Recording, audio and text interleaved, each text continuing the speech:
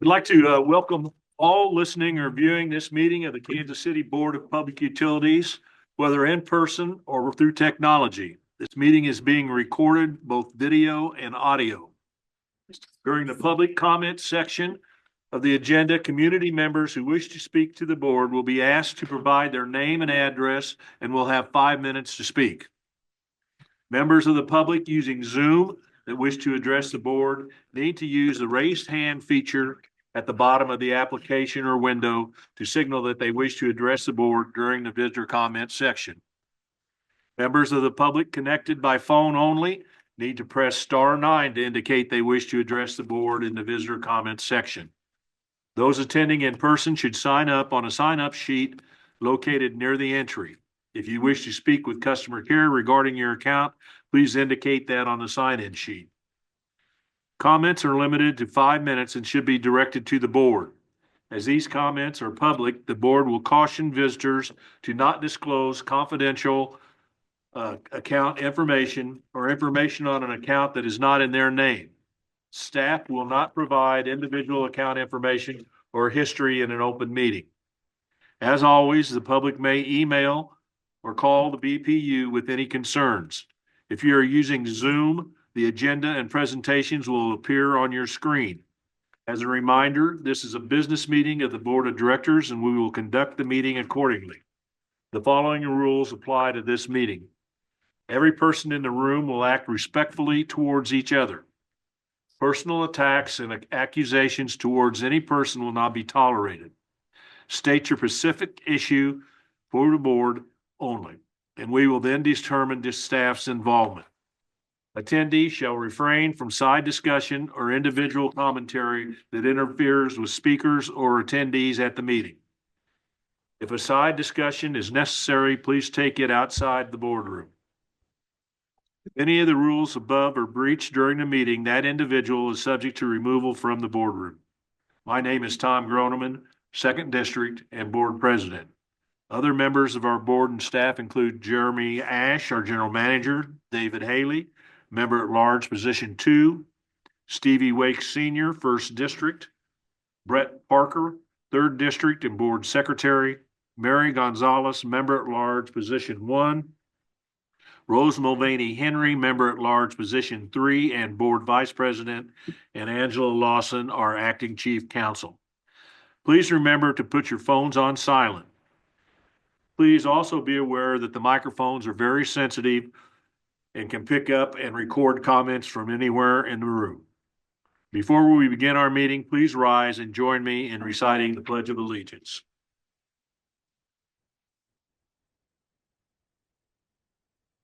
I pledge allegiance to the flag of the United States of America and to the republic for which it stands, one nation, under God, indivisible, with liberty and justice for all.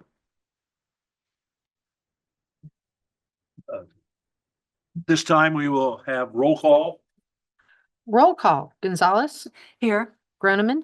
Here. Haley. Present. Wakes. Here. Mulvaney Henry. Here. Parker. Here. Have a quorum. Thank you. Next would be the approval of the agenda. Before I ask for a motion to approve, are there any additions, deletions? This Rose, I move to approve this evening's agenda. I second. Okay, it's been moved and seconded. Roll call, please. Roll call. Gonzalez. Aye. Groneman. Aye. Haley. Aye. Wakes. Aye. Mulvaney Henry. Aye. Parker. Aye. That motion carries. Okay, next on the agenda is the consent agenda. And are there any items that need to be added or removed from the consent agenda? This Rose, I move to approve this evening's consent agenda. Second. Okay, it's been moved and seconded. Roll call, please. Roll call. Gonzalez. Aye. Groneman. Aye. Haley. Aye. Wakes. Aye. Mulvaney Henry. Aye. Parker. Aye. That motion carries. Okay, at this time, I'm going to turn the meeting over to Mr. Ash. Thank you, Mr. President. Looks like next agenda item up is Kansas for an Affordable Future.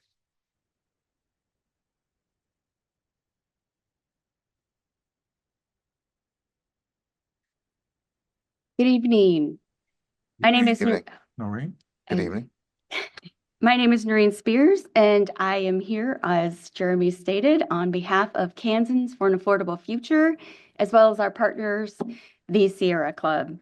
And first, I would like to just extend a handful of gratitude to the staff and to the board for all your service to the Wyandotte County community.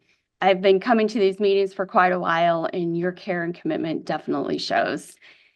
Thank you also for the opportunity to come before you tonight to present more affordable and healthier solutions to the BPU capacity requirement.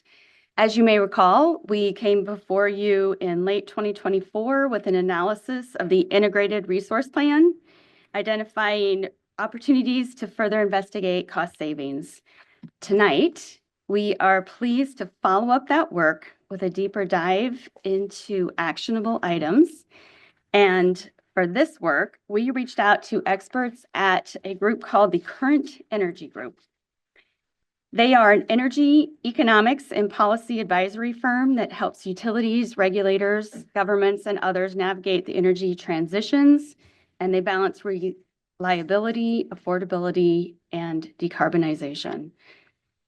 Current Energy Group works across the country with public and private clients, from state utility boards, consumer advocates, to Fortune 500 companies.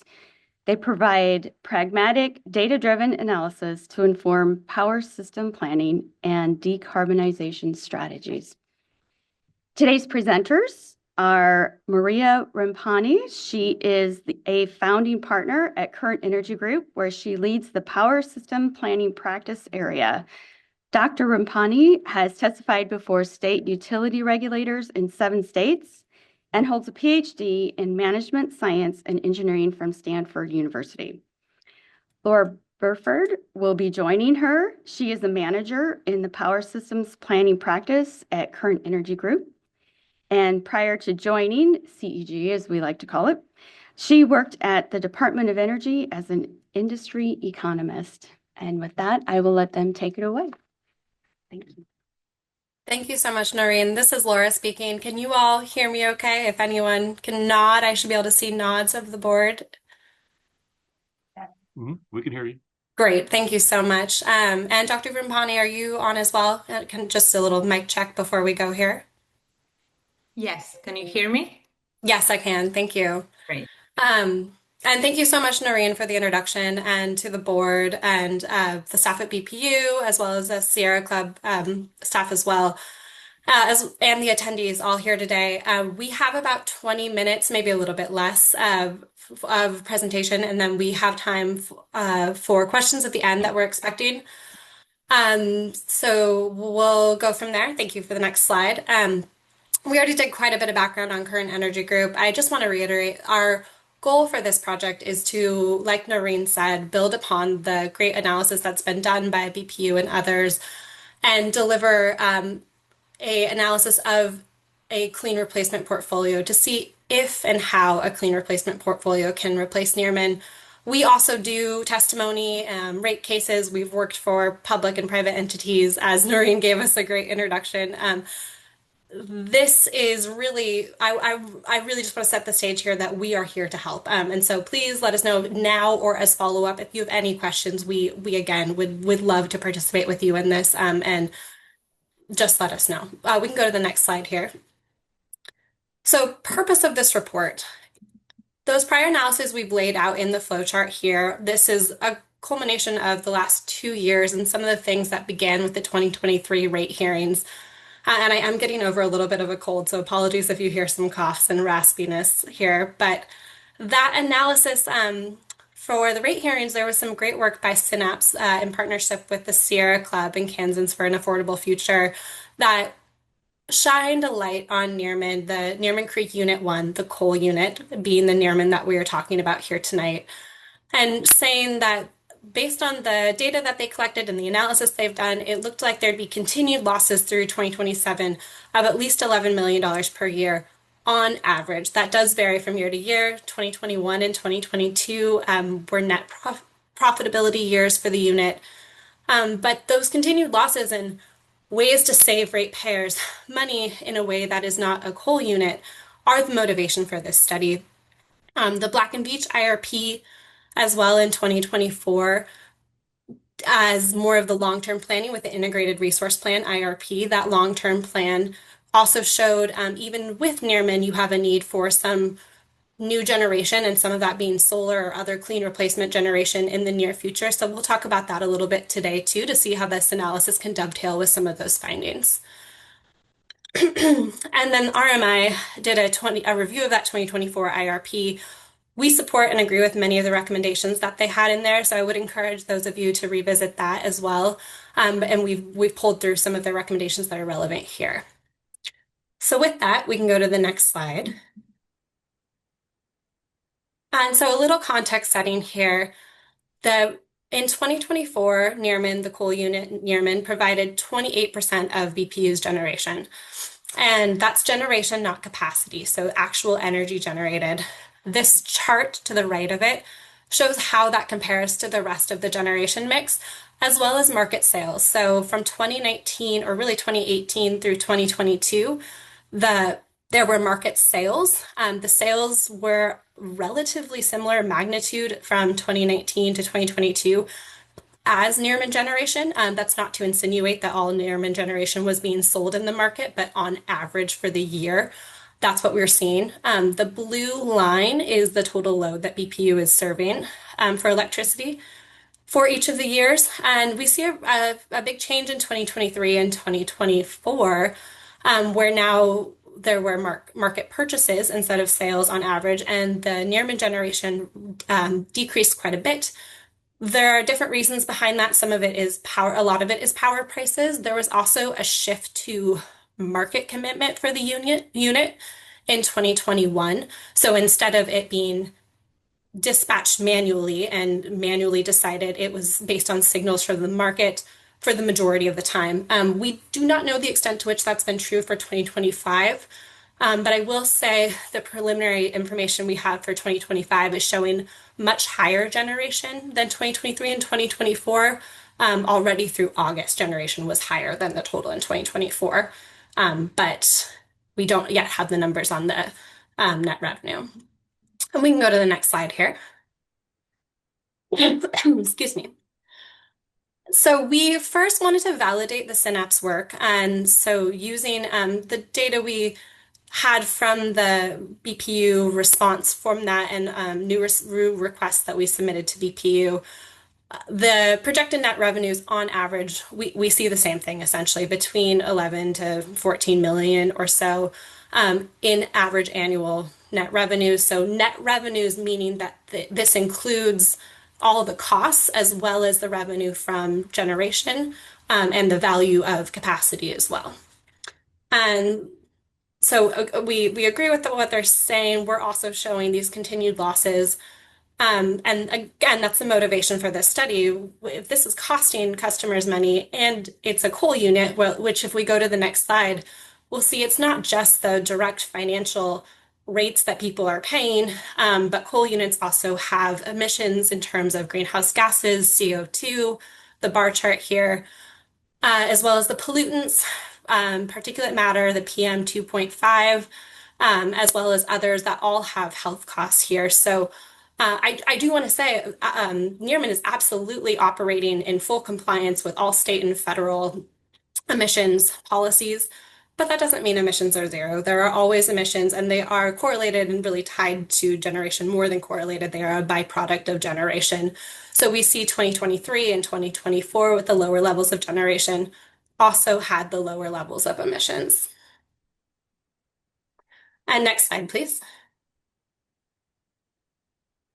Looking at SPP's 2024 State of the Market report, you all are not alone here. This is happening across the country. It's happening in SPP. We're seeing coal, the left side figure has the generation by technology type. That's been decreasing from about 60% in 2014 to now in 2024. Thank you for the cursor. Going down quite a bit and being surpassed by wind in SPP in particular. So that's happening because of these same dynamics. They are aging coal plants that are getting costlier to upgrade. They're requiring these capital investments to keep them going. And there becomes a point where it's cheaper just to retire them and replace them with clean generation. And we're also seeing a lot of clean generation and capacity resources in the queue. So the figure to the right has the interconnection request, basically what's being planned to be added to the SPP system through 2025 as well as 2027 and beyond. And we see a pretty good split here between wind as well as solar and storage, which are the resources that we considered for the clean replacement portfolio, just to show this is very aligned with what is going on elsewhere in SPP. Thank you. So before I pass it to Maria for the analytical approach, I do just want to give a high level. We're going to be talking a lot about demand side resources and for the remainder of the slides, as well as some of the supply side resources like wind and solar and batteries. When we say demand side, we are talking a lot about energy efficiency and demand response, but you can think of it as anything that reduces or shifts electricity demand or load. Just want to make sure that's clear going into it. And the values that we had here for the analysis, that was done based on a review of comparable utilities.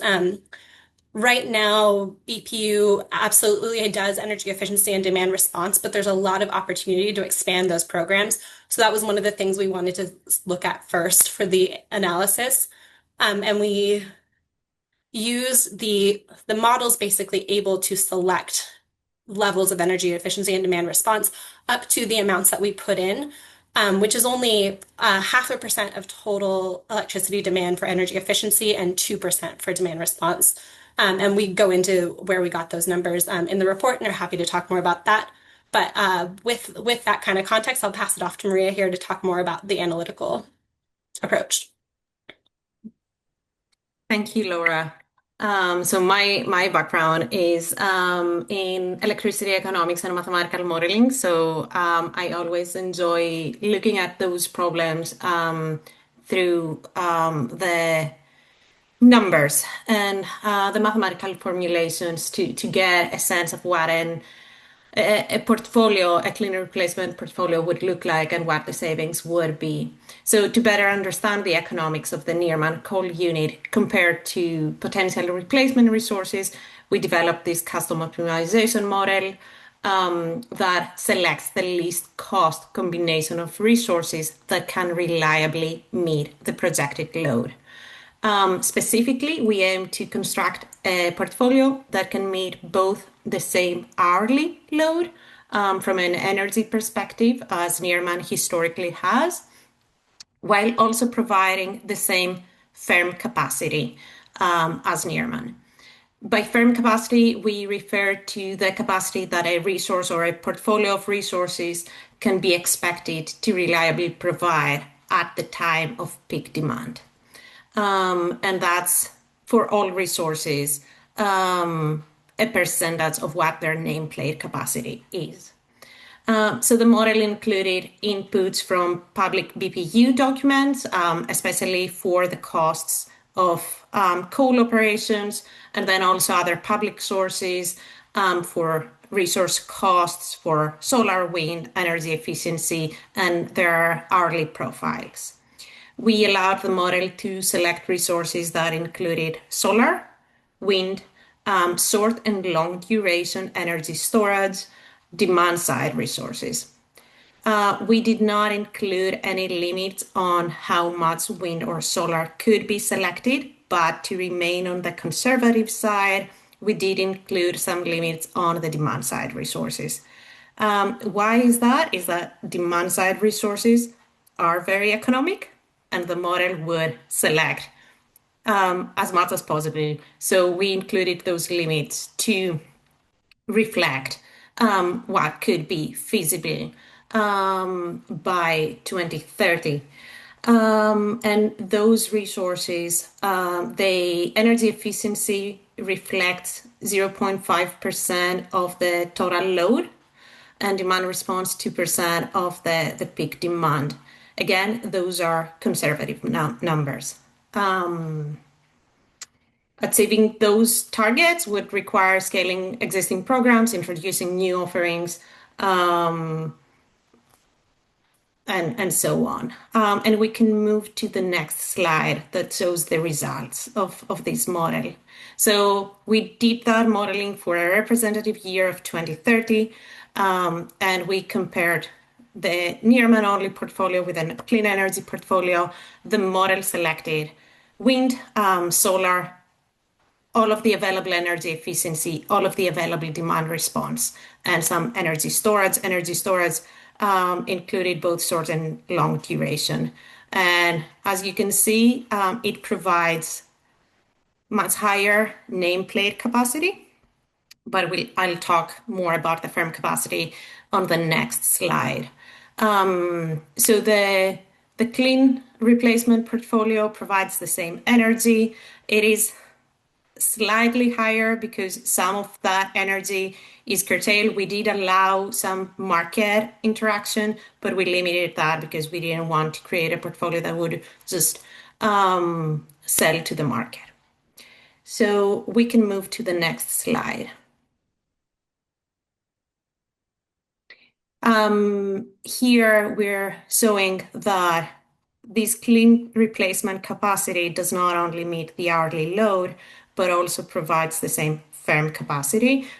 To do that, we used the capacity accreditation numbers from SPP from the latest, I think it was 2024 study.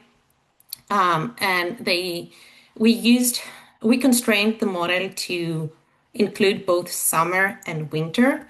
We know BPU is a summer peaking utility. However, given the different ELCC stands for effective load carrying capability, it's the firm capacity. Given the differences for solar, for example, and wind between the summer and winter numbers, we wanted to make sure that the portfolio we were putting forward replaces reliably Nearman both in the summer and winter seasons. And we can move to the next slide. Thank you. Here we have a screenshot of what the costs would look like. So the projected costs for 2030, again, we relied on BPU public documents for that. They are around 64 million as projected for like nominal 2030 dollars, while the clean energy portfolio comes at 1.3 million lower. It is worth noting that here we don't include any tax credits for solar or wind. However, if those were available, that delta, that this 1.3 would significantly grow, as shown in prior analysis where the tax credits were included. And one more point worth making on this slide for the cost is this 1.3 million is probably the minimum it could be, because in later years, as coal costs go up, 2031, 2032, 2033, the replacement portfolio would remain stable in terms of cost, because again, like wind, solar, once constructed, they don't have any fuel price volatility. They don't, the costs remain the same. However, for the coal operations, we would expect the costs to inflate. So this delta would keep growing. And I'm going to pass it back to Laura for our next steps. Thank you, Maria. So yeah, very high level overview of the optimization analysis that we did, but really we want you to take the results of that analysis and see them as a proof of concept. Is this possible to replace the energy and capacity of Nearman with clean replacement with a clean replacement portfolio? And the answer is yes. It does seem possible, even without the tax credits for wind and solar. And so here, if I were sitting in your shoes, I'd want to know, okay, what are we supposed to do with that? What next? And this is supposed to answer that question for you. We have recommendations of immediate actions that BPU can take to actionize these findings.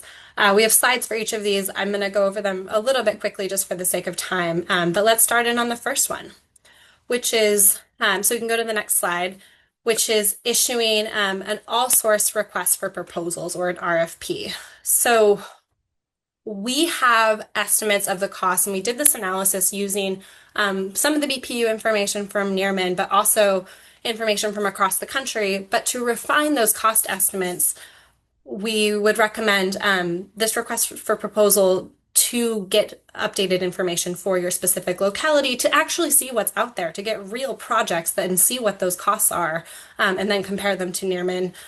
This is also beneficial because the 2024 Integrated Resource Plan, the IRP, called for adding resources, I think solar as soon as 2028.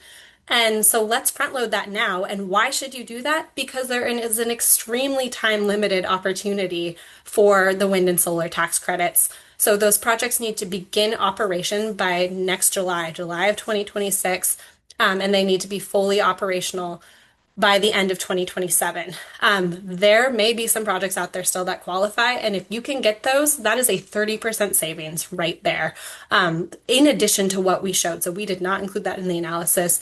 So if nothing else, I hope that we can communicate that issuing this all-source RFP, all source being any resource. So you say we need X amount of generation, X amount of capacity resources, what is out there market that you can supply us with, and then have a scoring mechanism to evaluate those different proposals.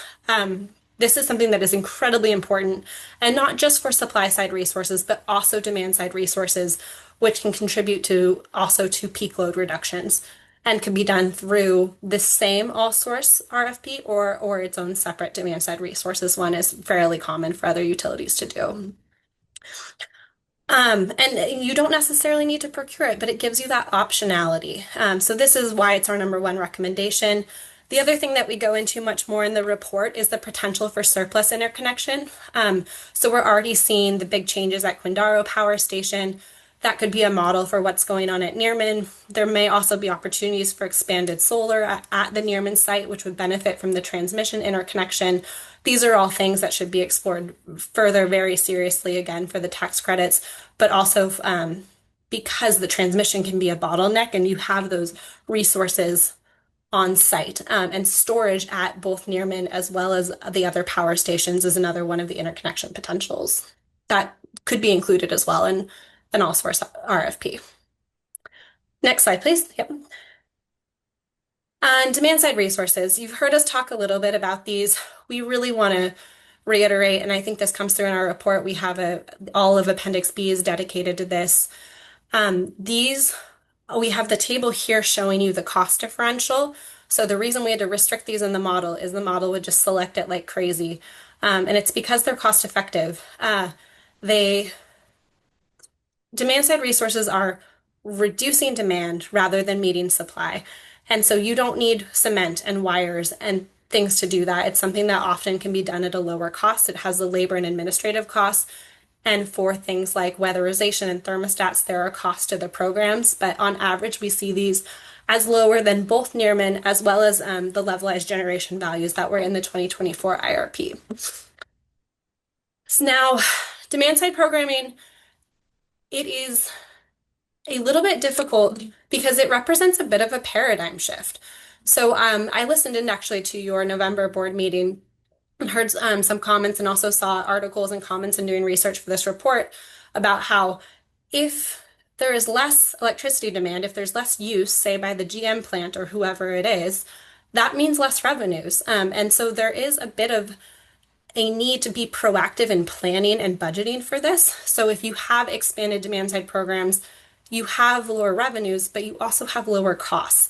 And that's where that savings is playing into it. But you need to plan for that so you aren't incurring fuel costs that you then need to go spend that fuel because the energy use was lower. And so this is something that is part of the shift and is part of expanding it that I would really encourage you all to do. And this is being done across the country. Evergy with the recent updates in Kansas has been doing this with kind of a newer, more built out program. They would be a great one to tap and reach out to. Also, some of your peers in Nebraska with Lincoln and Omaha are some opportunities here. And partly this is being done at a scale unlike ever before because the technology's gotten better. It's easier to aggregate these distributed resources, and so they function almost as if a single power plant.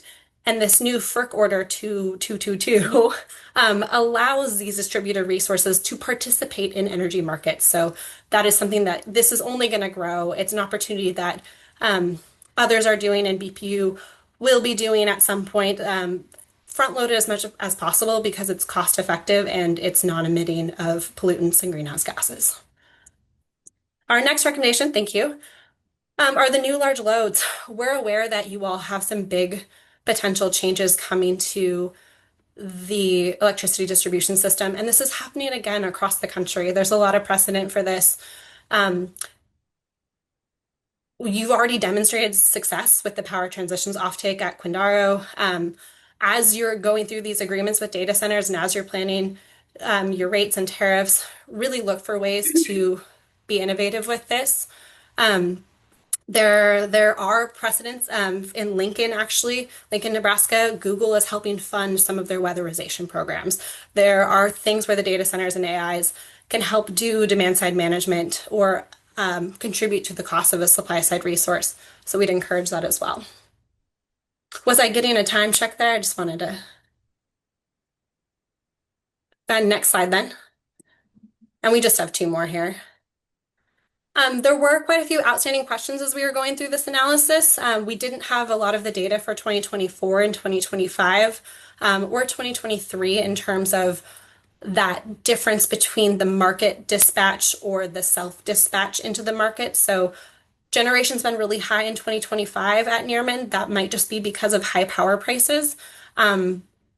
But it also could be because of coal contracts. That was something we didn't have a lot of visibility in that I would encourage you all to make sure you have a clear understanding of. Similarly, we had old coal contracts. We didn't have updated information for that. So things that we weren't able to do a full deep dive in the report.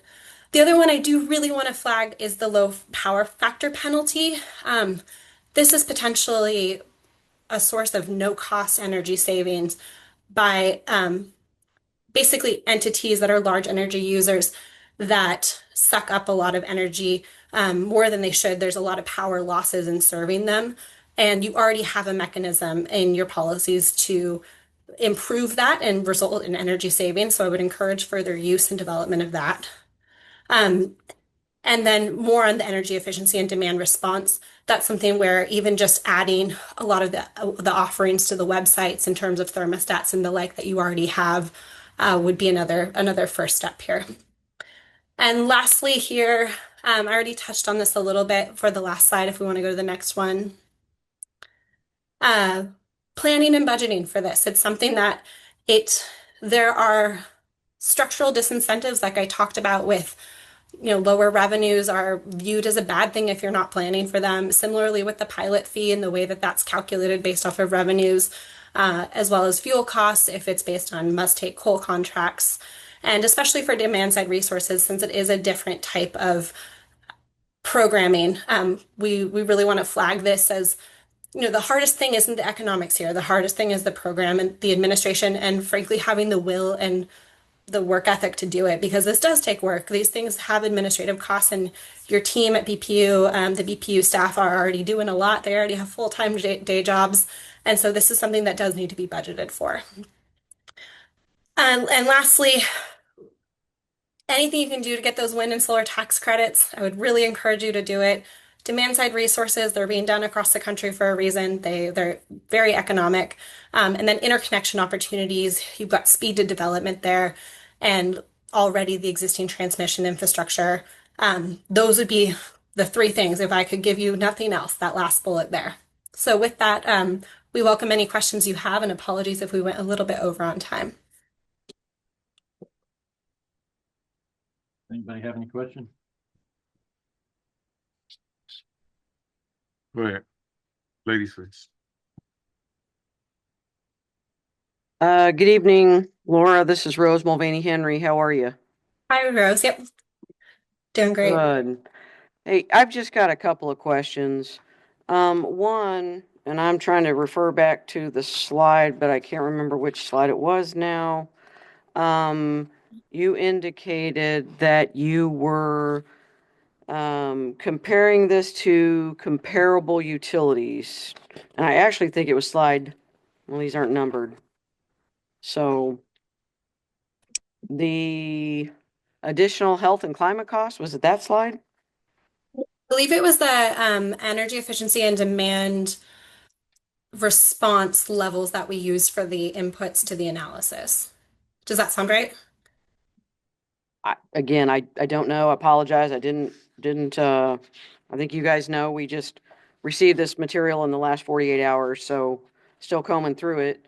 But, I don't know which it was. So can you, and I don't know because the report, I don't know how many pages it is. It's also not numbered, so I don't know.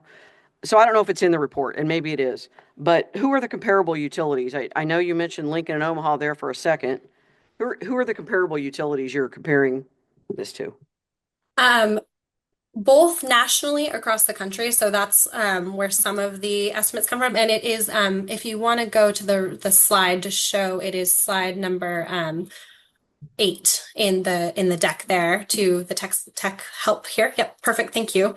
And this is in the report, and the appendix on table 13 goes into this quite a bit more. So we've got Evergy, Missouri, the Metro, and the West, as well as Evergy, Kansas, the different Metro, Central, and South there, and Ameren, Missouri for the local ones. And then there was a national study done by the American Institute for Cost-Effective Energy Efficiency, I believe is their name, that the national estimates came from. And so the 2% is kind of the rule of thumb that you use here. You can achieve 2% of peak load reduction or 2% of energy efficiency savings, 2% of your total megawatt hours of electricity served. And those are the targets that we're seeing a lot of the high performing utilities go for. And the Evergy, Kansas, for example, those programs just started in the last year or so. And so those give us an example of kind of near-term goals, whereas the 2% is the larger term goal. If BPU was to hit 2% of energy efficiency, that would actually be 50,000 megawatt hours. So we're being quite conservative with only 0.5% or so here. Okay, and so I think I'm struggling with the comparable utility part. Are you just comparing them geographically? The national is the national average for the 2%, but the table 13 in the report, which is on page 32 in Appendix B. Yeah, I see it.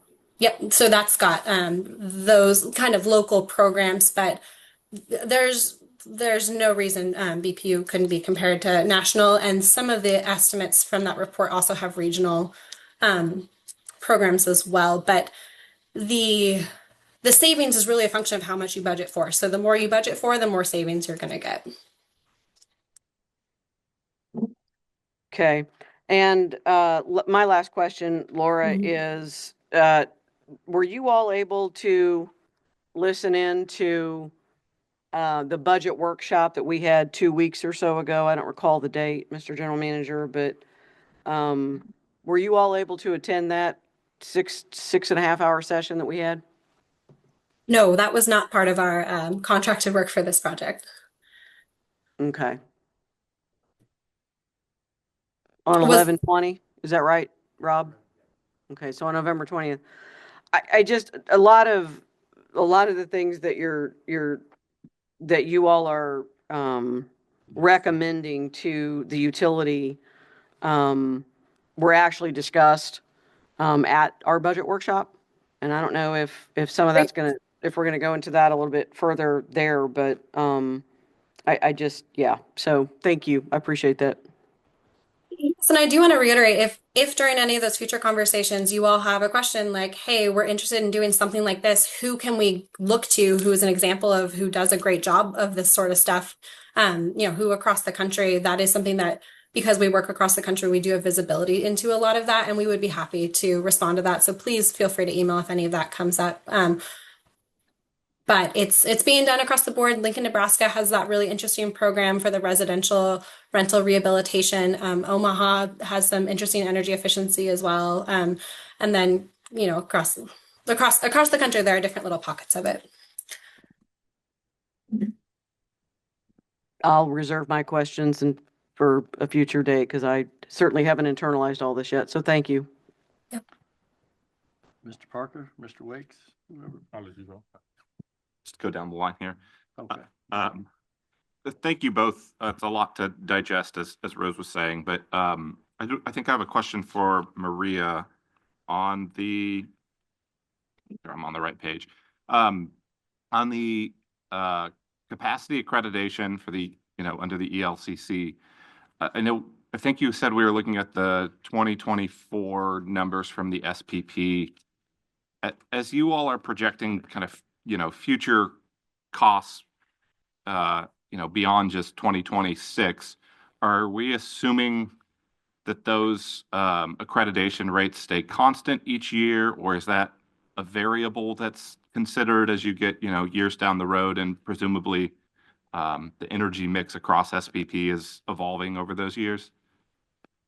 That is a great question. So for this analysis, we did assume static ELCC values because we actually focused on 2030 as a year, but capacity accreditation metrics change for a couple of reasons. One is the resource mix is changing. The next is we're all also learning how to accredit capacity. And every ISO RTO is coming up with improvements on their accreditation metrics. And a coal unit or even like a natural gas unit sometimes is considered like perfectly dispatchable, and we increasingly see that this is not true. So what I'm trying to say here is that these numbers will change across the board for all resource types. Actually, I was looking at some recent PJM numbers, and the highest accreditation is given to demand response with a 92%, while coal, just because the units are aging, and I'm talking right now like across the nation, because the units are aging, there are more outages, maintenance issues, fuel supply issues, so their accreditation is going down.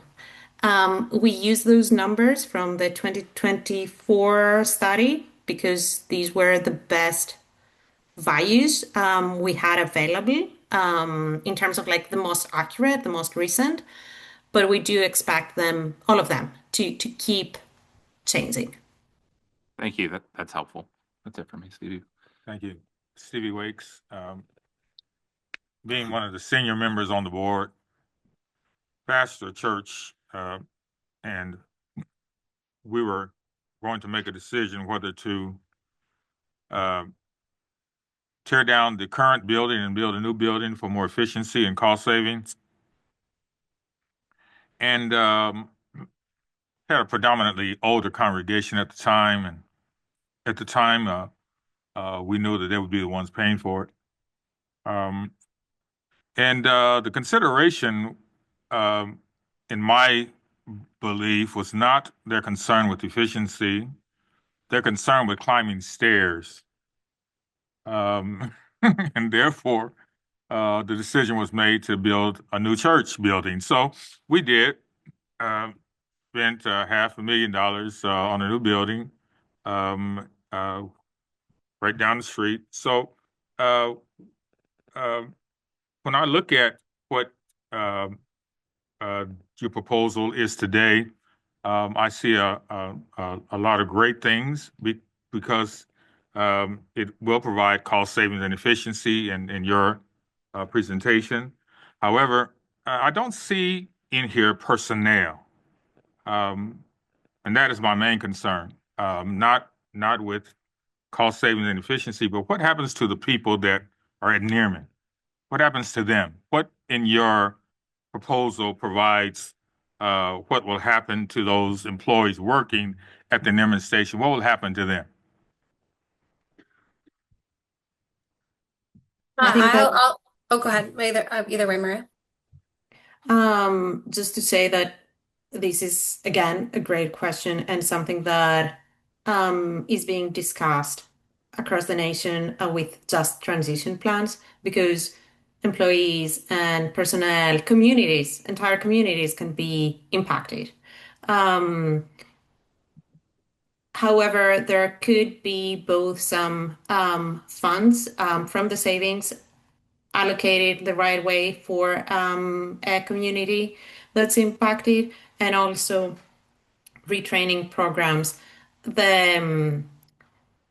A good part of the demand side resources is that they do have a lot of like local job creation impact. So to do all these energy efficiency upgrades, to even like do some of the demand response, a lot of local personnel is also needed. So there has to be a careful plan to transition for like the personnel and the community, and either retrain or channel some of the funds. I know in some cases, I don't know here, that, for example, like tax payments are being made by coal units in a specific county or something like that, and those can be covered. And I was just going to add, there is a specific it's now the National Laboratory of the Rockies rather than the National Renewable Energy Lab, but there at least was a specific program for coal to clean job creations there. That was a really great resource, and I heard a presentation by their staff a few months ago, so I think that is still up and running, but obviously a couple caveats there. Yeah, I just want you to be reminded of the fact that we are municipally owned utility, and we hire our own residents. They must live in the county in which we serve. So that was why I asked the question. Got it.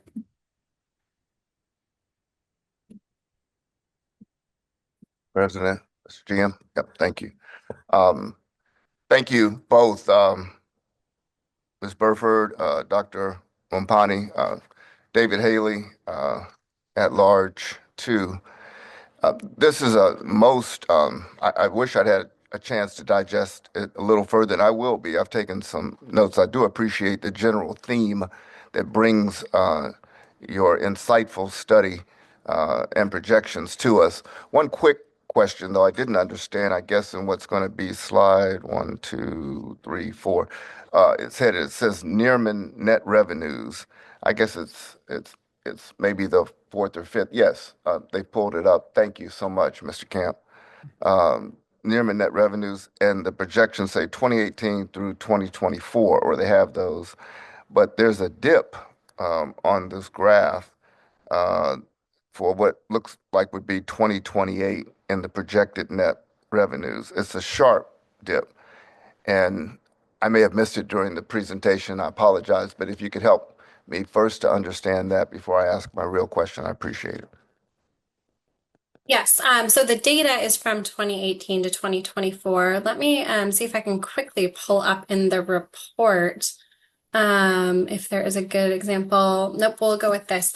So this is a function of the data that we use that was provided by BPU to Synapse originally back in 2022, if I remember, or 2023 for the May 2023 filing that they did. And so BPU had projections through 2028, I believe, for capital expenses. And so I think there may have been a large capital expense planned, at least in 2023, planned in 2028, which was attributable for that large dip. And the variation that you see from 2025 to 2032 is because we're relying on BPU estimates that for different, so capital expenses, I think it went through 2028, whereas revenues, they may be projected through 2030, and then fuel costs they had through 2032. And so there was a little bit of a difference between what the forecast had already planned for versus not. So that's where you're seeing that variation through 2032. And then the continued line is just inflation. And the scale of this is a negative 11 million to 14 million. So it's, if you zoomed out a little bit, it would not look as severe of a change. So actually the costs are relatively constant. Okay. All right. Thank you. I appreciate that. And I Yes. appreciate the explanation. That helps me a little bit there to say these projections may be subject to other conditions that may not be reflected here. And let me say, full disclosure, overarching theory here. The reason for this and the desire on the part of the group that's bringing this, as well as your study, is what we're doing as a society from within our utility to be more environmentally conscious, as well as being productive consistency with our generation. And I personally appreciate that. I am strongly an advocate of a cleaner, safer environment. Let me just say that again publicly. And so your very reason for bringing this is not lost on David Haley, and it's certainly something that theoretically I want to see us support. My concern is, and it goes beyond the four corners, at least of what we've been able to see so far, is that production and how it's reached. And you talk about it during the clean portfolio replacement capacity for our existing load here and what percentage Nearman plays. And then you allude to, and you get to it in the supplemental study that's here, the larger one, the 42 pages, page 14, speaking about some projected study. We're going to have to generate more. More is coming. This is based on what we have now and we're anticipated at current trends to need, and how we replace those with more environmentally friendly, stronger renewables. The elephant in the room is, I think, on page 14 for what projects might be coming that are going to significantly change this very well-reasoned and very nicely presented study that you have. One being the data centers and how that is. I know at this point in time, it doesn't look as if that's going to occur too soon with the projected projects that are out there, but there are many forces at work. So I guess my question is, which I'm finally getting to, is how we look at page 14 of your study and to incorporate, and how drastically would it change the need that we have from the existing generation at Nearman to be retrofitted, or for some ancillary for that speculative but very possible increase or huge surge that we're going to need through the data centers. I can start there, and Maria, feel free to jump in. But the data centers and new large loads, if you go to page 26 of our report, which is the phase 1 of our implementation roadmap, or the immediate actions, phase 1, immediate actions, nothing in the immediate actions would change at all, regardless of if you have a data center, and having the data center might actually add more value to doing a lot of these things. I would challenge you to look at the data center as an opportunity as well as a challenge, because there is the new investment. This is why places want it. It delivers jobs, it delivers opportunities, and it's an infusion of money into the economy. And the power transitions of the Quindaro site is a great example of a way that can be done successfully without relying on coal. We do some work for data center users, and I will say they are not clamoring for coal resources. There might be a case where Nearman supports a data center if they're interested in that. But things like Google, they have a 24/7 commitment to clean energy.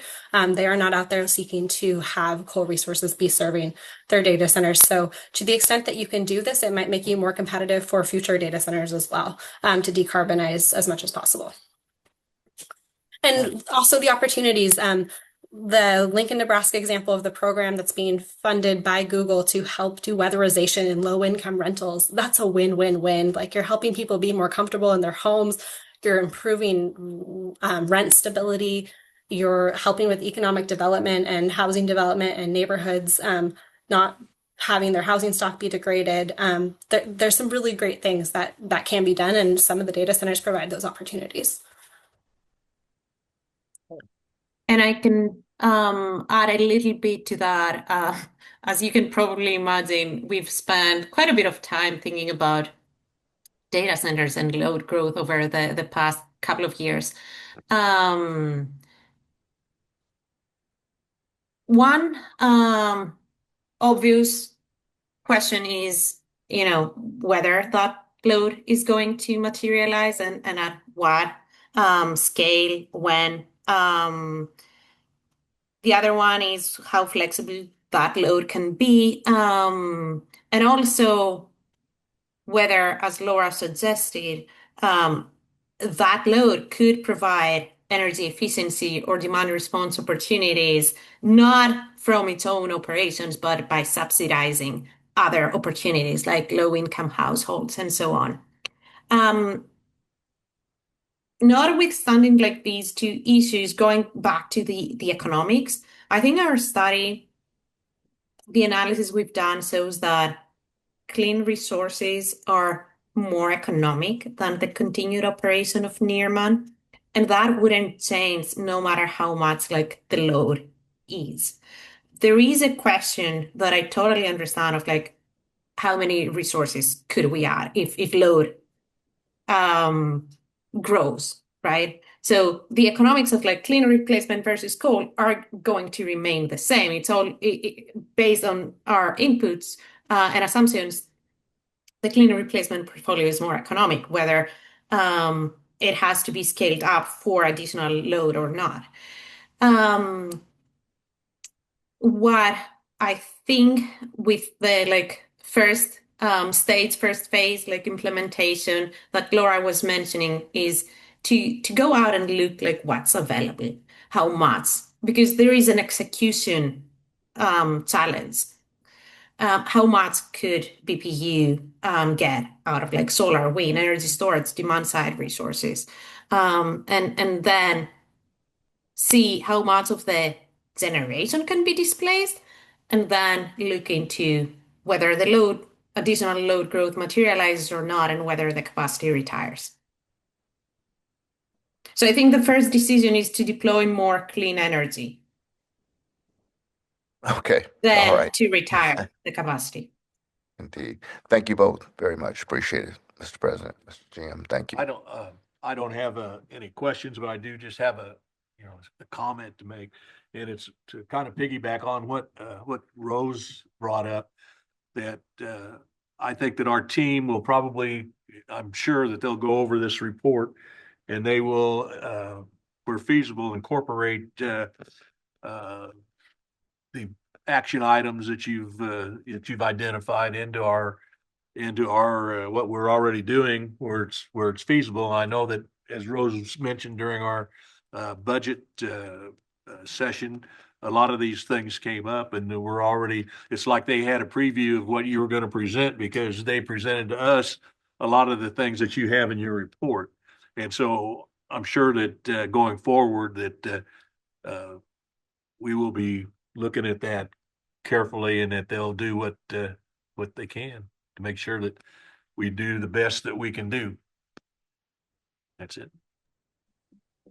Thank you so much. And we do want to recognize that you all have been doing great work on here, and you're not alone. And hopefully this report that we provide shows that the challenge is not the economics. The economics support this, but the challenge is the execution. So to the extent that we can help on that, we're willing to, but we also recognize that the devil's in the details here, and we wish you luck.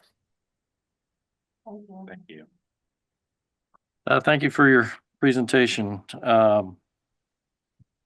Next up, I think Andrew's here to read a resolution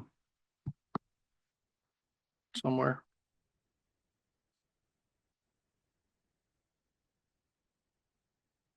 And so before he does, and I guess Rob will get it queued up, but the resolution reflects just the hopeful adoption of the budget that we presented during the couple of work sessions or work session and then the workshop that we had on the 20th. So, Andrew. Yeah, appreciate it, Jeremy.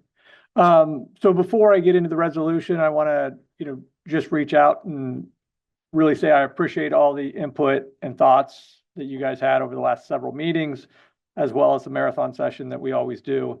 And so I really appreciate that. That really helps us guide us going forward and what we want to do. As part of that, do you guys have any questions before we get into this resolution from what was presented, from any of the questions that may have come up on that day or anything like that? Anybody, any member have any? None. No, I think we're good. I guess I have one, and thank you. I wasn't able to directly participate. So the net difference, the net increase from where we were in this current fiscal year to this one would be approximately what in terms of percentage? So on the O&M budget, right? So we have the O&M budget, that's all the operations and maintenance stuff. That comes out to 0.8 or less than 1% increase year over year, budget to budget. All right. So we do have capital expenses, right? Capital expenses that we've talked about through some bond funding stuff going forward, those type of things. That's a different expense that we expense over the next several years. And again, we expect to go out for bonds in 2026 to pay for some of those items that we've discussed.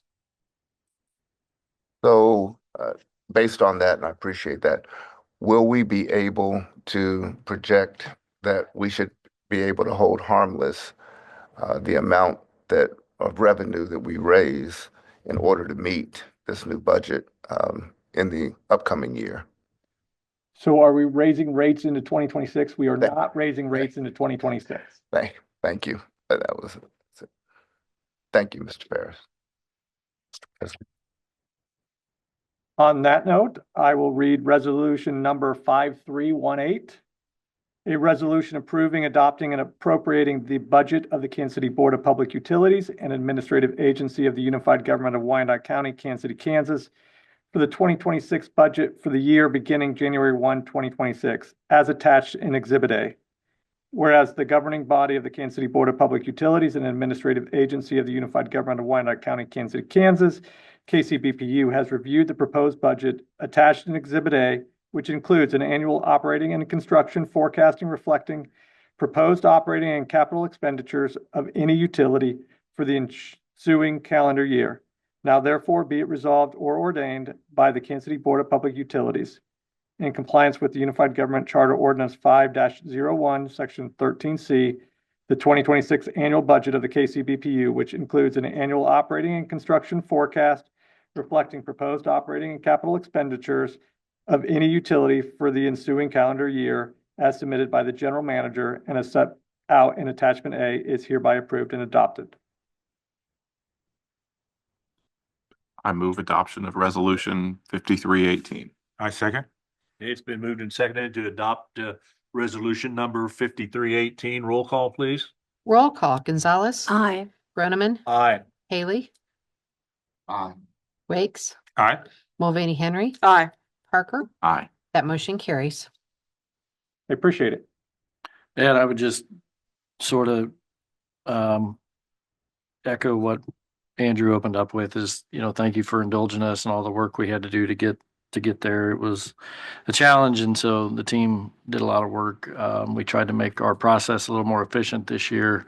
And so to my team and those members of the team that report to my direct reports, a big thanks for the work that went on this year. let me say that I've been privileged to be a part of the budget process for different levels, state level, federal budgets, gone over many of them. And the meticulousness and the presentation that was brought to the BPU's budget, I just have not seen how thorough in any other capacity. It was exceptionally well done and difficult, frankly, to cause any problem with. It just was it was one of the best presentations I've ever seen. Appreciate that, David. Thank you. Next up, we have a resolution about customer service fees and deposit schedules. Andrew. Thank you, Rob. So resolution number 5319, resolution by the Kansas City Board of Public Utilities, an administrative agency of the Unified Government of Wyandotte County, Kansas City, Kansas, revising and replacing the recently revised customer service adopted fee and deposit schedule. Whereas the board adopted revised customer service policies and the customer service adopted fee and deposit schedule on November 6, 2024, and made corrections and updates on November 20th, 2024. Whereas the board wishes to add the revert to landlord service initiation fee at $5, and whereas the updated customer service adopted fee and deposit schedule reflecting same is attached hereto. Now therefore be it resolved and ordained by the Kansas City Board of Public Utilities. Mr. President, point of order. Just brief discussion on this. And Abby, I know you're in the room. Just for some context for this is just codifying what already exists today to ensure that our customers know that this is not a service initiation fee of $75 every time. It is $5 every time. Correct. Thank Yes, you. This was from a work session we had a few weeks ago. It's not a new fee. It's just something that we're putting on our list of fees. So correct. Thank you. Thank you, Mr. President. I'd entertain a motion. I move the adoption. Ms. Rose, I 5319. second. Okay, it's been moved and seconded to adopt resolution number 5319. Roll call, please. Roll call. Gonzalez. Aye. Groneman. Aye. Haley. Aye. Wakes. Aye. Mulvaney Henry. Aye. Parker. Aye. That motion carries. Very much. Thank you for cleaning that up administratively. And the last item we have today, we participated a couple weeks ago in a joint tabletop exercise with the fire department and Wyandotte County Emergency Management. Just another thing we're trying to do to work together and be prepared when disaster or some type of difficulty, comes into our community. So Steve's here, Steve Nerschel, Lee, her team, those folks all did a fantastic job of setting the scenarios up. I think we ran it over 3 days, allowing the fire folks to capture all 3 of their shifts. So it was good work on our part. A lot of things went right, some things went wrong. And so that's how you iron these things out, is to have these exercises and not have the things go wrong when it really matters. So we get Amber's team documented the whole thing, and we made a quick video to kind of tell the story about the exercise.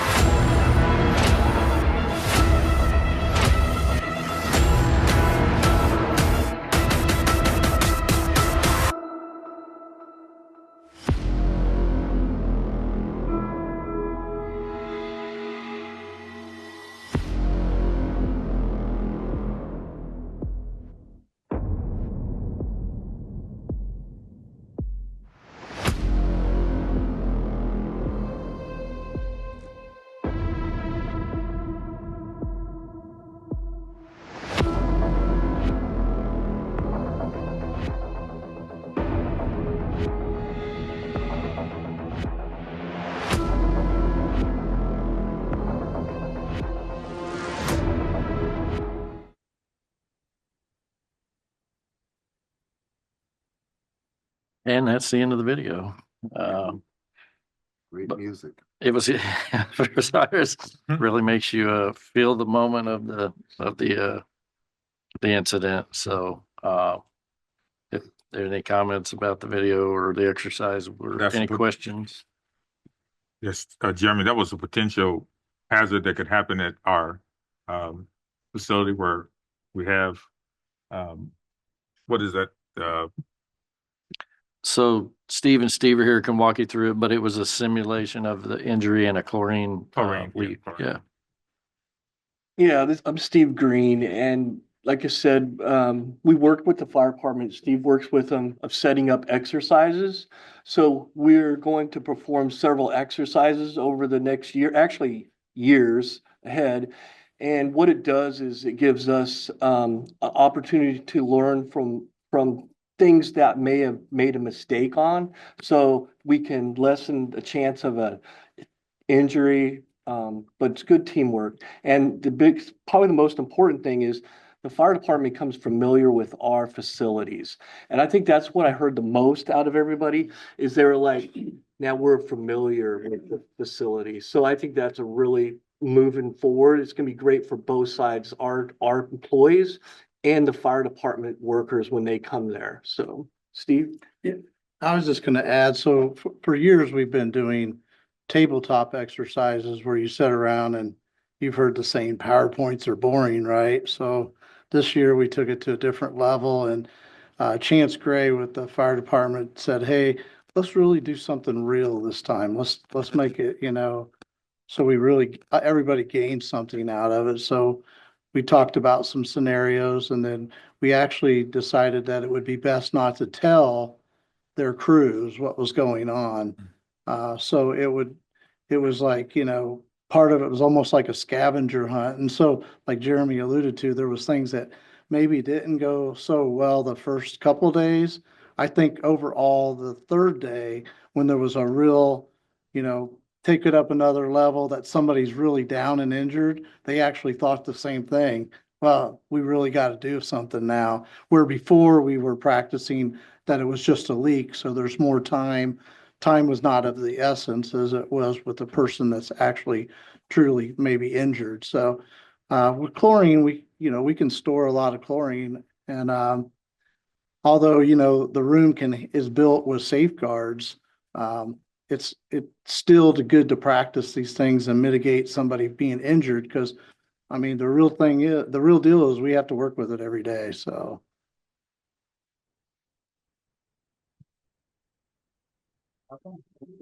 Well, thank you. No.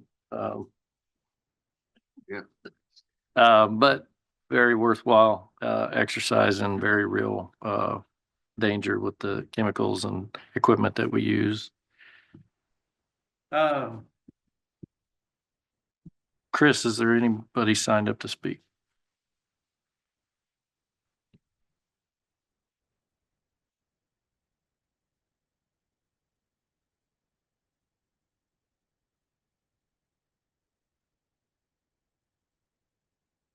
All right, Ty Gorman, come on up. You have 5 minutes. All right, thanks. Ty Gorman, 2843 Parkwood Boulevard, ACK. And excuse me, just wanted to thank everybody and highlight just one part of the presentation, which actually the questions ended up highlighting pretty well already. So I'll be brief, but the least cost resources to meet load and the implementation next step map, I really hope helps in the short term with these discussions and what everybody's been talking about with load growth. And accepting this plan and updating the IRP in this way will help any economic development agreements with the UG and where the UG needs BPU input. And with help from customers and staff, I think this plan can hopefully help the board educate the new UG commissioners and the old UG commissioners so they understand that that economic development opportunities bring opportunities and threats when they come into the county, and the BPU needs to be able to negotiate utility agreements and especially power agreements before a data center is allowed to construct deadly diesel or combustion turbines in our neighborhoods which is something that could happen if the UG just tosses out a development agreement without the BPU being empowered to create the type of plan that we've seen today that would benefit our customers' health and bills.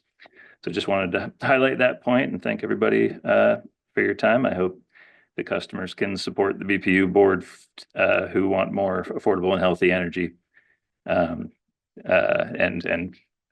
talk to the UG about that next year. Thank you. Thank you, Ty. Rob, is there anybody online with their hand raised? There's no hand raised. Thank you. I guess I'll try to be brief with my comments, but I guess I'll open up with the segue out of the information we just heard is, you know, Andrew and his team have worked diligently. We've inked a 96 megawatt solar deal a few weeks ago. We've got a 170 megawatt battery project in the Aris queue. So when it comes to the next steps, we're certainly looking at all avenues and running down everything we can to cover our load, but also do it in a way that's responsible and lends to our being safe and reliable for our community. So speaking of Nearman, also zero unplanned interruptions at all during this winter transition so far. All of the month of November. The water distribution, they completed some inspections with what's called a smart ball on some of their largest transmission mains. Early leak detection helps Steve's team get out in front and check for things that could be causing problems or that could cause major disruptions before they happen. So again, just really working hard to focus on reliability and being proactive of finding things before there are large disruptions.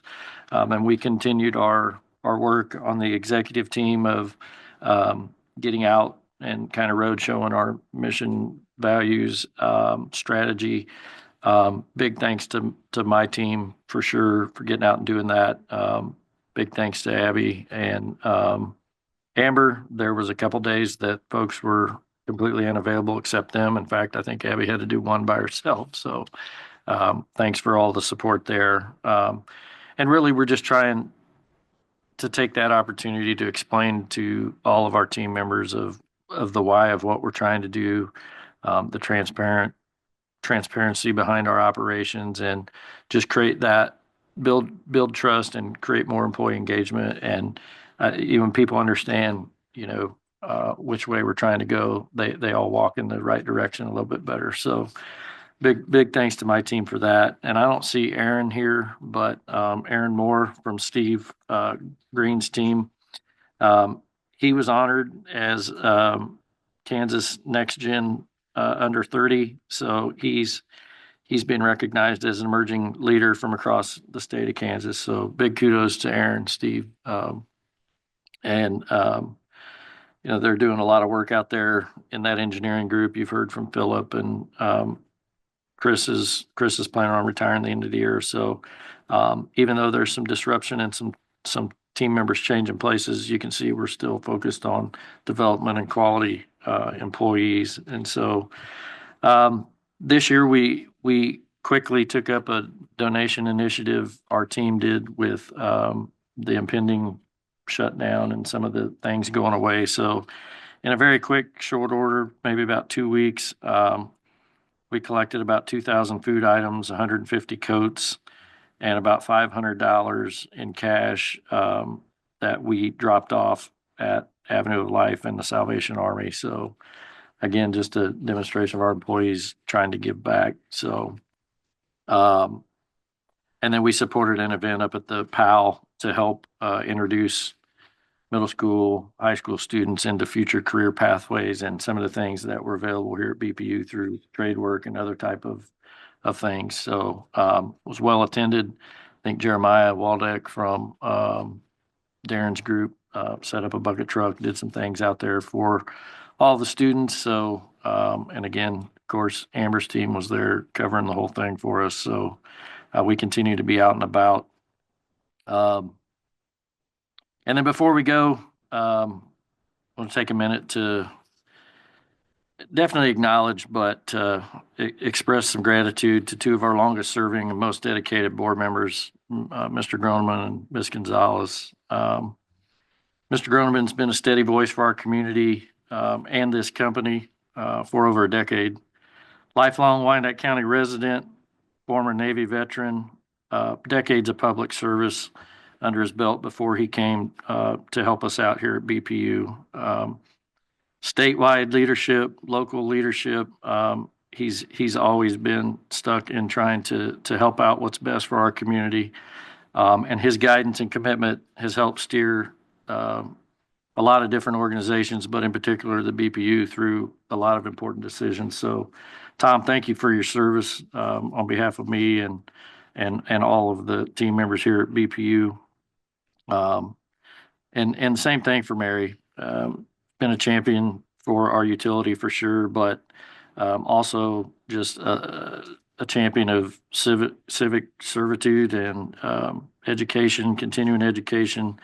And I think she served for about 33 years in public service as a teacher, which is probably one of the most difficult offices of public service there could be. So,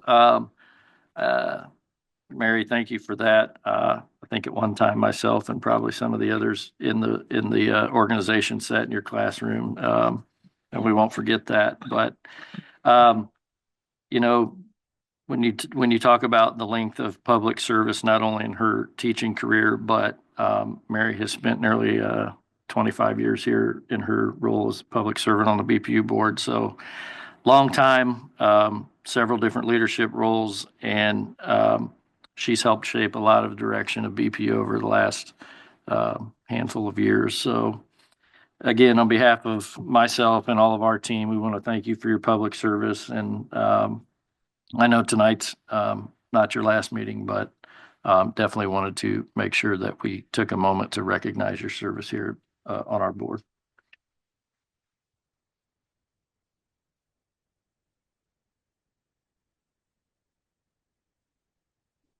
That is all my comments, Mr. President. Wow. We're now down to board comments. Rose? I'm ready to roll, Mr. President. Thank you. So I want to thank the Current Energy Group.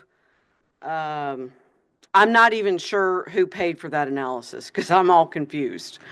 But somebody did, and it wasn't BPU, and it wasn't the ratepayers of this community. And, you know, we're going to ask the hard questions, right? We're going to push back. We're going to ask the hard questions. The team is going to push back, and they're going to ask you guys the hard questions, which I know you would expect no less. But the fact that you all are willing to step up and come in and help a local municipal utility with this kind of analysis that, importantly, we didn't have to pay for, say it again, thank you.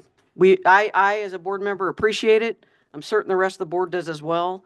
I can't wait to really dig into this. So thank you. Sincerely appreciate it to Current Energy Group, Kansans for Affordable Future, and the Sierra Club. Thank you all very much. Appreciate that. To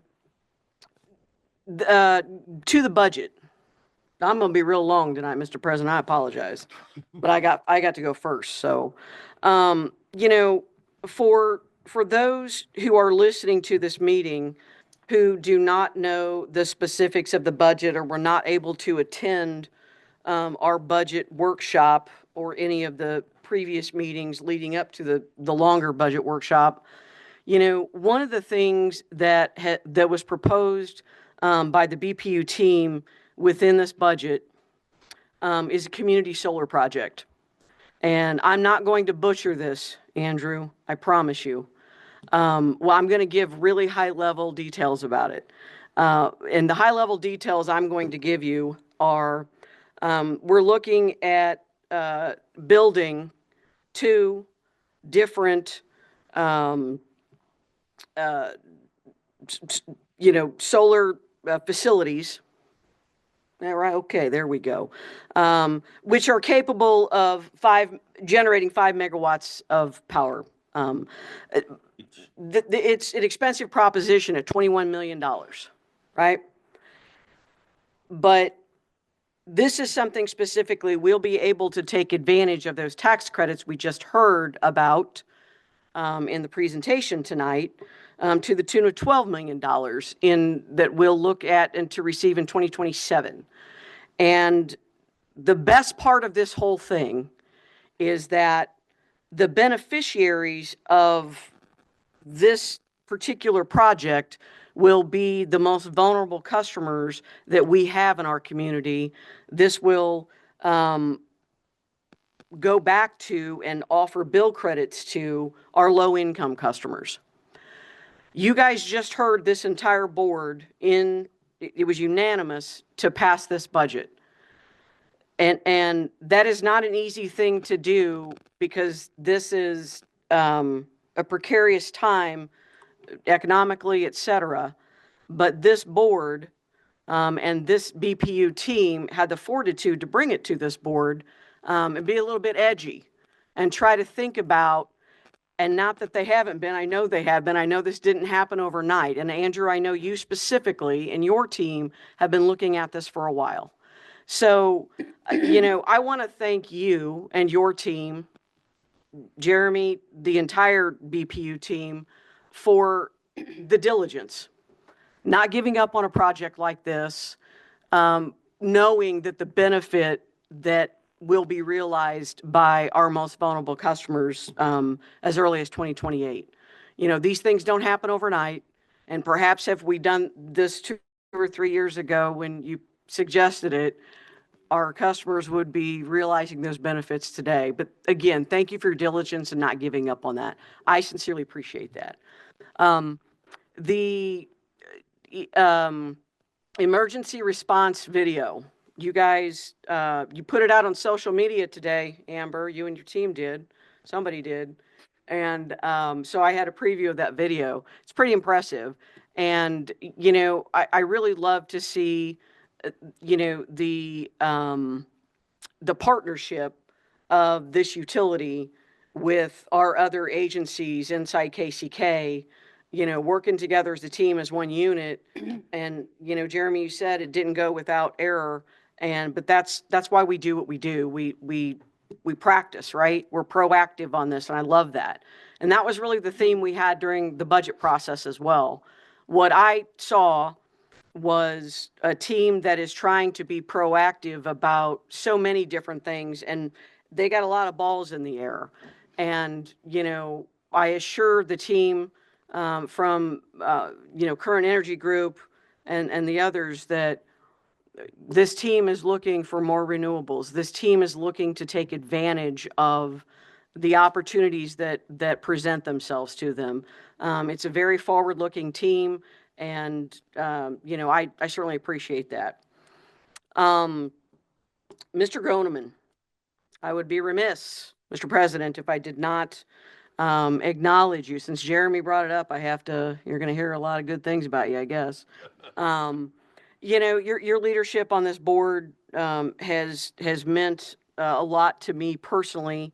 And, one of the things that you have always done since we have served on the board together is you have always had our customers, and particularly our most vulnerable customers, at the top of your list. In every single decision we make, we can see that. You have sat with me through the most tedious revision of the BPU customer service policies that has probably ever been conducted since they were originally published.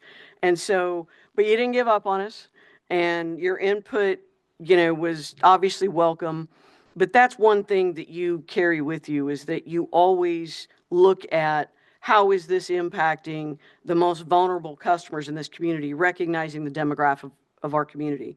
So I want to thank you for your leadership, in that role in particular. And we will certainly miss your steady hand on this board. So thank you. I appreciate that. Mary Gonzalez. Man, this is rough. So a lot of people don't see what goes on when we are not in this boardroom. They don't see it. Out of sight, out of mind. Sometimes we're terrible people and nobody likes us because we're the utility and we get it. But something sticks out with me in particular. 2023, we are going through the rate hearing, and we are presented with the cost of service study. And, I called Mary because I had some questions about things, and she had some questions about things. So we thought we would, try to answer each other's questions, even though neither one of us is an expert, right? They should give us consultants as board members. They don't. It's okay. But Mary sat down with me, met me, and sat down with me at the junior college. And she and I, for hours, combed through the cost of service study line by line. And so for people who think that our BPU board members are not dedicated to the role that we are elected to, please know that that is just one example that I can say about Mary. There are many, many, many, many more, but that is something that sticks out to me. I realize that you are a very long-term board member, and again, with a steady hand, your leadership is very steady, and I certainly am grateful for that. I've been grateful for that. You have been an unbelievable mentor to me, and I think I've improved as a board member because of you and Tom both, and I would be remiss if I did not say that. So I'm going to miss you. You are, well, I'm going to be the only woman left on the board at that point, and that's okay. But just both of you, I'm going to miss you both very much, and I want you to know of my gratitude for your leadership on this board. That was very, very long, Mr. President, and with that, I conclude and I yield my time to whomever. Mary? Ready? Well, first of all, I've got to make a lot of things clear here. The 31 years teaching and the 24 years serving on this board were simultaneously, if you're trying to figure out how old I am. And then the second thing is I've served a long time, but I'm not the longest. And that goes to my mentor, Bob Mylan, actually, who I learned a lot of things from. And I have enjoyed almost every single meeting, almost. There's been a few. I remember one time there was some people who were upset that we were changing how we metered some mobile homes. And some of the people were upset and showed their disdain by ramming a board into the door, as I recall. But for the most part, I have enjoyed every single meeting and every single thing that has happened to me since I've served on this board. I didn't intend to stay this long. Sorry if I did, but overstayed my welcome. And my last comments, I kind of want to move toward the budget.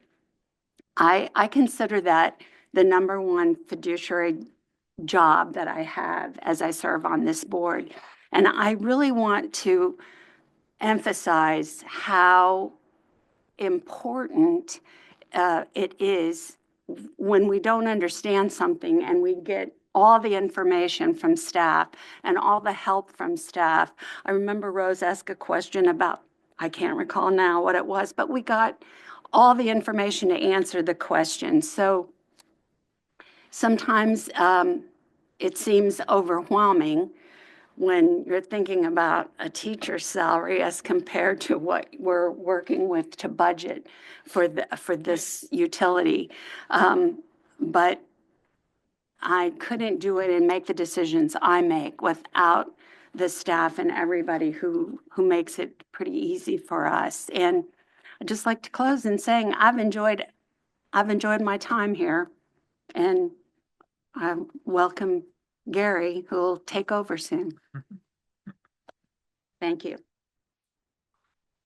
Well, I'm not sure I can say any of that better than the two previous board members, but I also want to give my thanks to the Current Energy Group, Sierra Club, Kansas for Affordable Future for great information. Look forward to, I've got my homework, I think, for the next week here. Some pretty intense reading, but excited about all of that. And like has been commented on, a lot of the things that are already underway in that direction. So grateful for the opportunity to dig into that. Andrew, incredibly excited about the project moving forward with the community solar and all the work that you and your team did to make sure that that stayed a possibility. Every now and then I talk about in board comments the challenge with I'm sure with any utility, but a public utility, is that we are taking in dollars from our community and then providing a service back out to that same community. And there can be a tension sometimes between, we want to do all of the things, but we don't want it to cost all of the money, right? If we could find a way to do all of this for free and give free power to our community and make their lives better and cheaper, trust us, we absolutely would. And so sometimes the decisions we make as board members are challenged because you want to be able to, speak to both ends of that tension. But the ability to get $12 million in a tax credit for a $21 million project is one of those unique opportunities where we get to bring in a tremendous value to our community, where they're not having to carry that whole bill. And as Rose touched on, this project in particular, where we get to take those benefits of that and give that back as a credit to some of our most vulnerable customers and to help them. It's rare that win-wins come about that are that clear. And so I'm very excited about that. And like Rose said, appreciate sticking with that, as we applied for grants to try and accomplish the same thing, and now get to take advantage of the tax credit. Mary and Tom, I've only got to serve with you for these past 2 years, but I have appreciated every interaction I've had with the two of you. I think you've modeled to me as a new board member how to be an effective and responsible board member.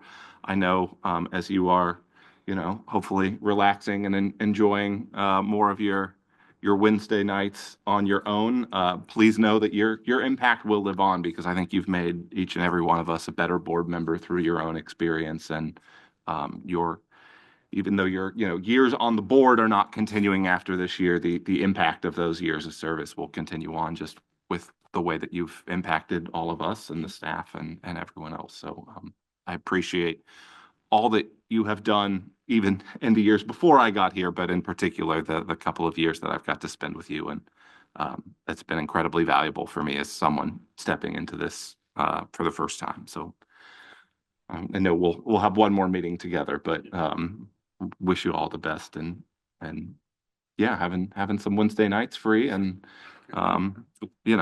hopefully less intense reading for you to do and homework as follow-up. So thank you both. Thanks. Thank you, Mr. Groneman. Let me start with you and Mary again. Rose, because I have a tooth abscess, Rose said she was going to say everything for me, and she practically did. But let me express my love and appreciation to you, Mary, and to you, Tom, for your leadership that you've given to the board, and to mentor me and Brett as well. Brett said you're going to have free Wednesdays. I know that's not true, because I know your time with your family is precious, and you will spend a lot of that time on Wednesday with family. But really appreciate what you've given to us and to our community as members of this board. I've never been so proud to serve on a board than I have to serve on the Board of Public Utilities. The staff, the team that we have here at BPU is amazing. That's why when this beautiful presentation from the Current Energy Group came forward, I asked about what's going to happen to the people, because this team is an awesome team, and they've been doing great work.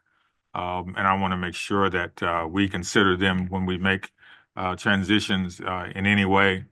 I very much appreciate um, working with Ty. He has been a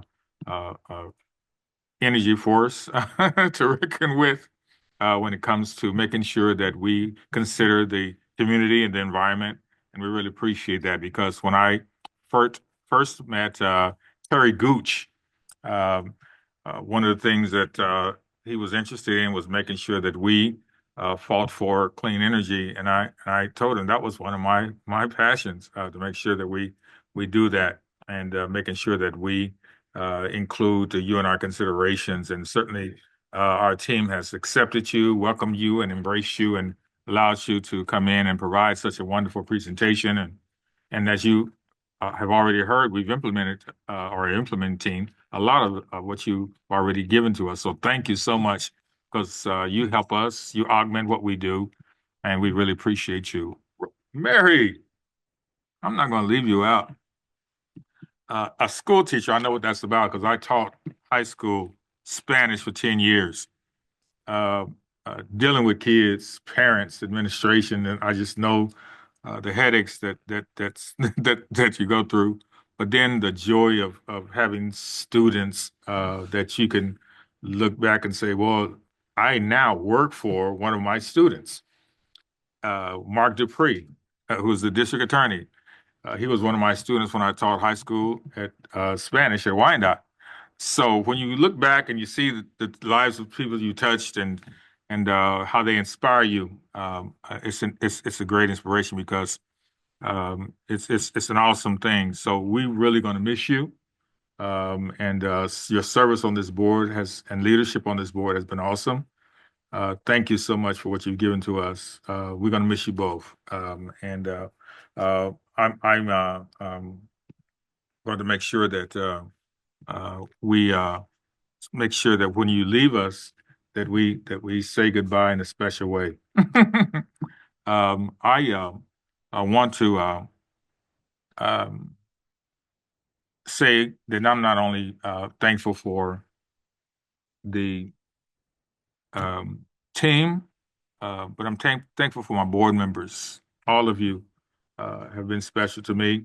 You've helped me to grow in many ways, and I'm very appreciative. And you've assisted me in ways personally, and I'm very thankful to all of you. We're like family here, y'all. So welcome to our family. And Mr. Lopez, you're going to learn that this is family, and you're going to enjoy being a part of this family because we work for the best interests of this community, and we enjoy what we do. Bless you. Well, I hardly know what's left to say. They've all so eloquently stated what is on certainly my heart and my mind right now. I will with rapid dispatch, honestly. First, thank Current Energy for the review. That was impressive. I've got it. I'm looking forward to reading and drilling down further what's been proposed, and what we have in front of us is much appreciated. And also to say to the team that put together, Andrew Ferris and others, a budget that we could all unanimously concur is good, and especially for me with the underscoring need to work within existing revenues for the upcoming year, which was a key point that many of us heard. Pleased to see us having come through that process, and even to look at Steve, our emergency response chlorine video. That we've got to get a copy of that just to have that to remind us safety first and that we're keeping it here. Thank you, gentlemen. I've been involved with public service for quite a while here in Wyandotte County. Seen campaigns come and go, and I don't remember a time when my involvement in it was not punctuated by those who were in office, who've been in office, who get reelected time and time again. And two of such of those institutions that our county has and should be exceptionally, and obviously, as you've heard, exceptionally proud of, who've come through, who've weathered the storms in season and out, found in Mary Gonzalez and Tom Groneman. When I first came back, Tom and I were at the county courthouse. You were over there.